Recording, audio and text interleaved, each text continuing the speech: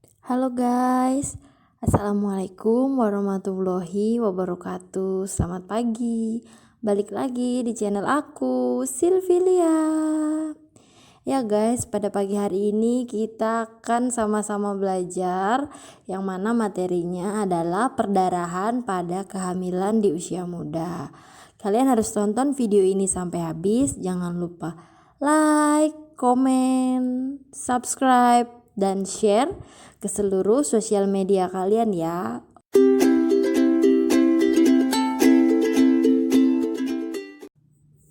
Nah, oke guys, aku kasih tahu ya. Penyebab umum dari perdarahan saat hamil muda adalah proses perlekatan sel telur yang telah dibuahi pada dinding rahim, yang dikenal sebagai perdarahan implantasi. Nah, hal ini tampak sebagai bercak darah atau perdarahan ringan yang bisa berlangsung selama beberapa jam ataupun beberapa hari. Tapi tidak sebanyak menstruasi ya guys. Keguguran atau abortus adalah berakhirnya suatu kehamilan oleh sebab tertentu sebelum masuk usia 22 minggu. Secara garis besar, penyebab dari abortus yang pertama adalah pertumbuhan hasil konsepsi, meliputi faktor kromosom dan faktor lingkungan di endometrium. Yang kedua ada kelainan pada plasenta, meliputi infeksi pada plasenta, gangguan pembuluh darah pada plasenta, dan hipertensi juga dapat menyebabkan perdarahan pada plasenta yang bisa mengakibatkan terjadinya abortus pada kehamilan muda. Penyebab selanjutnya yang ketiga ada penyakit pada ibu. Adanya penyakit infeksi, anemia, dan penyakit kronis. Selanjutnya ada kelainan dalam rahim seperti mioma uteri. Berdasarkan kejadiannya, abortus dibagi menjadi dua. Yang pertama, abortus spontan yang terjadi dengan proses alami, dan yang kedua, abortus buatan yang terjadi karena intervensi tertentu. Berdasarkan gambaran klinisnya, abortus ada 7.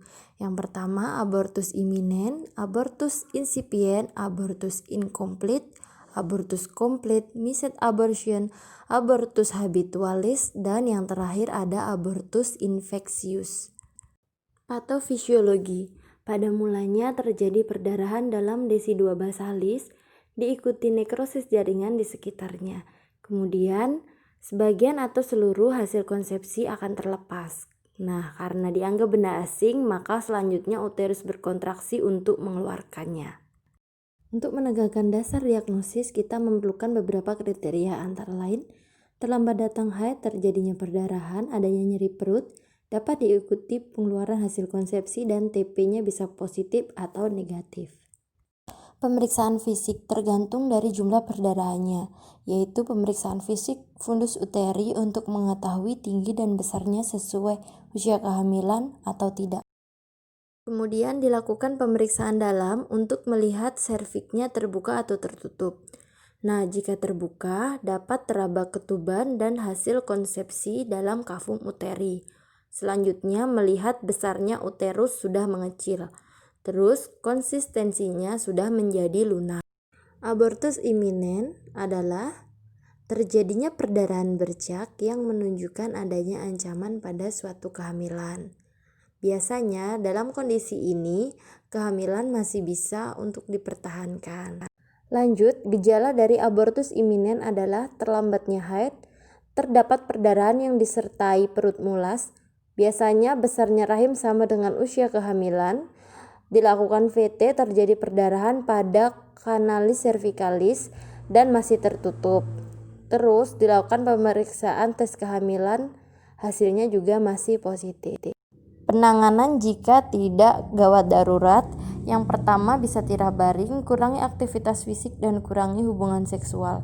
Evaluasinya pada perdarahan, jumlah dan lamanya, bisa dilakukan tes kehamilan lagi dan konsultasi pada dokter SPOG untuk USG. Yang kedua ada abortus insipient. Perdarahan bisa ringan atau sedang pada kehamilan muda, di mana hasil konsepsi masih berada di kavum uteri. Perdarahan lebih banyak dan perut terasa lebih mules. Pada pemeriksaan fisik dijumpai perdarahan lebih banyak dan kanalis servikalisnya terbuka, jaringan atau hasil konsepsinya dapat teraba. Untuk penanganan, lakukan prosedur evakuasi hasil. Bila usia gestasi kurang dari 16 minggu, evakuasi dilakukan dengan peralatan aspirasi vakum manual setelah bagian janin dikeluarkan. Abortus incomplete, perdarahan yang memanjang dan mengakibatkan anemi, perdarahan yang mendadak banyak dan menimbulkan kegawatan, terjadinya infeksi yang ditandai dengan suhu tubuh tinggi. Pemeriksaan. Yang pertama, kanalis servikalisnya terbuka. Yang kedua, teraba jaringan dalam rahim. Yang ketiga, kanalis servikalis tertutup dan perdarahan berlangsung terus-menerus. Dan yang keempat, dengan pemeriksaan sonde perdarahan terus bertambah. Penanganan. Dalam keadaan gawat karena kekurangan darah, bisa diberikan infus untuk perbaikan KU, kemudian diikuti kuretase dan pemberian uterotonika serta antibiotik.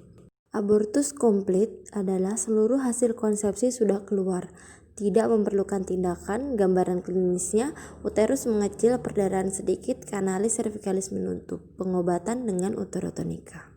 Misset abortion, dijumpai amenorrea, perdarahan sedikit-sedikit yang berulang pada permulaan. Selama observasi fundus uteri tidak bertambah tinggi tapi berkurang atau bertambah rendah. Gejala-gejala kehamilan bisa berkurang atau menghilang. Reaksi kehamilannya negatif. Serviks menutup, ada darah sedikit dan PX merasa perutnya kosong. Terapi yang diberikan, yang pertama berikan obat supaya ada kontraksi sehingga fetus dan desi 2 bisa dikeluarkan. Yang kedua lakukan dilatasi dan kuretase. Yang ketiga pemberian uterotonika dan antibiotik.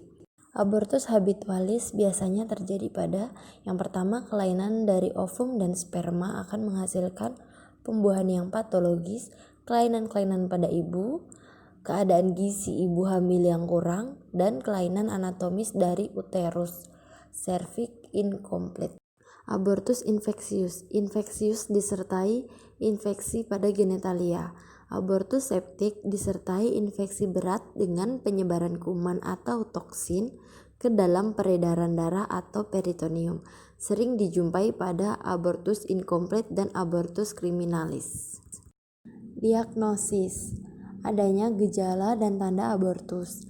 Tanda-tanda infeksi meliputi demam, nadi cepat, perdarahan berbau, uterus membesar dan lembek, serta adanya nyeri tekan.